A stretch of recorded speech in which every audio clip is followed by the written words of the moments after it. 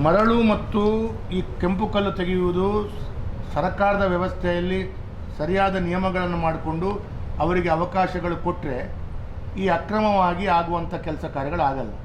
ಇಲ್ಲಿ ಏನಾಗಿದೆ, 2 ವರ್ಷದಿಂದ CRZನಲ್ಲಿ ಮರಳು ತೆಗಿಲಿಕ್ಕೆ ಅವಕಾಶಗಳಿಲ್ಲ, ನಿಯಮಗಳನ್ನು ಮಾಡಲಿಲ್ಲ, ಕಾನೂನು ಮಾಡಲಿಲ್ಲ.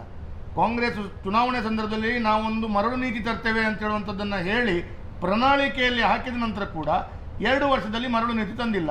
ಹಾಗಾಗಿ ಇಲ್ಲಿಗಲ್ ಜಾಸ್ತಿ ಆಗಿದೆ. ಅಂದರೆ ಇಂಡೈರೆಕ್ಟ್ ಆಗಿ ಕಾಂಗ್ರೆಸ್ ಆಡಳಿತದಲ್ಲಿ ಇಲ್ಲಿಗಲ್ ಮಾಡಲಿಕ್ಕೆ ಅವಕಾಶಗಳು ಮಾಡಿಕೊಟ್ಟ ಹಾಗೆ ಈ ನಿಯಮಾವಳಿಗಳಲ್ಲಿ ಇದನ್ನು ಸೇರಿಸ್ಕೊಂಡು ಒಂದು ನಿಯಮಗಳನ್ನ ಒಂದು ಪರ್ಮಿಟ್ ಕೊಡುವಂಥ ರೀತಿ ಮಾಡ್ತಾ ಇಲ್ಲ.